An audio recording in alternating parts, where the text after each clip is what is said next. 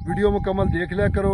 Demand location थले दा पानी कड़वा मिठा सलाना पानी छमासा पानी थोड़ा जर पानी कड़वा मिठा आबाद गैर आबाद A to Z तफसील वीडियो च मौजूद होंदी दोस्तों।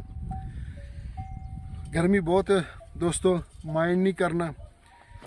बिस्मिल्लाहिर्रहमानिर्रहीम। पाकिस्तान तो दुनिया भर च वेखण वाले तो सुनने वाले पर फिर इमरान खान का सलाम। तुसी वेख रहे हो Facebook page YouTube channel Punjab ज़मीन ऑनलाइन तो मैं तुहाडा दोस्त मोहम्मद इमरान खान तहसील हरुणाबाद तो ज़िला बावलनगर। दोस्तों माशाल्लाह जानवर वेखो रोई दे, पहले रोई दे जानवर वेखो ते किस तरह माशाल्लाह मोटे ने।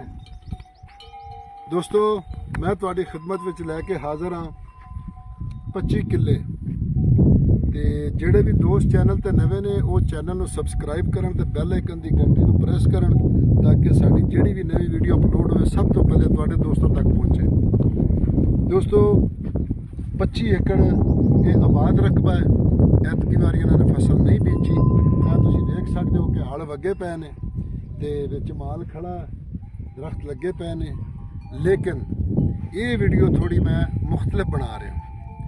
जेड़े रकबा का असल रकबा है ना वो इनके नाल ही रकबा है ते क्योंकि दी मुखालफ साइड तो मैं बना रहा। मकामी डीलर जेड़े वीडियो वेखते हैं क्योंकि साढ़े जिले के अपने सारे डीलर वेखते हैं, फोटो वास्ते वेखते हैं मरोड़ के हरुणाबाद के बावलनगर के ते वो फिर जो मौके तो आते हैं तो व्यू वेख के ना वीडियो की तो रकबे ते पहुँच जाते। फिर इतने मकामी लोगों को यार बेली दोस्ती रिश्तेदार हर किसी के होंगे उन्होंने को पहुँच के तो मालका तक पहुँच जाते हैं। तो इस वास्ते दोस्तों 25 किले आबाद रकबा है, गैर आबाद नहीं है। तो इहदे कुछ फसल भी खड़ी है लेकिन वो तुहानू व्यू की वजह तो नहीं विखा सकने। सरकारी रस्ता इन्हें मौजूद है।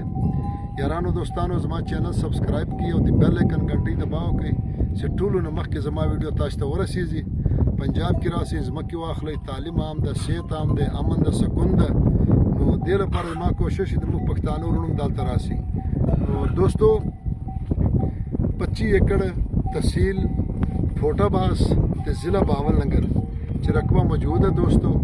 तो अज जेड़े बेल्ट च असीं निकले हैं ना इत्थे तकरीबन इंशाल्लाह रकबे सेम टू सेम होंगे। अगर कोई आएगा मुकामी डीलर इंशाल्लाह उन्हें ज़्यादा पता नहीं लगेगा कि रकबे की वीडियो बनाई है तो क्योंकि सेम टू सेम रकबे ने। दोस्तों तहसील फोटाबास ज़िला बावलनगर का रकबा सलाना पानी इहदा कोनी ना ही इहदा छमासा पानी है। थल्ले का पानी जरूर मिठा है। हाँ हुण असीं पिछे वीडियो बनाई उहदे च मैं पानी भी पीता बल्कि असीं बह के डेरे च सारा पानी पींदे ने सारा दिन। ये मकामी लोग भी यही पींदे ने ते मिठा पानी है। तो बाकी नहरी पानी का कोनी। सरकारी रस्ते की सहूलत मौजूद है दोस्तों। लिंक रोड को किलोमीटर 1.5 किलोमीटर दूर है तो फोटाबास तो तकरीबन 14-15 किलोमीटर दूर है। तो इस वास्ते दोस्तों बड़े माकूल जे रेट ने। अगर किसी टाइम इत्थे नहरी पानी आ गया तो यही ज़मीन जी है ना अज पानी आ जाए नहरी तो ये 45 तो 50 लाख की ज़मीन है। लेकिन जी इस टाइम दे रहे हैं सिर्फ तो सिर्फ 12, 12.5, 13 लाख रुपये इहदे च तुहानू रकबे मिल रहे हैं। बाकी लो तो आओ ताबेदार इंशाल्लाह तुहानू 12 लाख च रकबा लैके देंगे, 11.5 च भी देंगे, 11 च भी देंगे। कुछ रकबे साढ़े को जो पै ने जिन्हें असीं वीडियो नहीं बना सके वो तुहानू 10 लाख च भी मिल जाएंगे। तो अपनी दुआवां च याद रखो। फी ईमान अल्लाह। अल्लाह हाफिज़।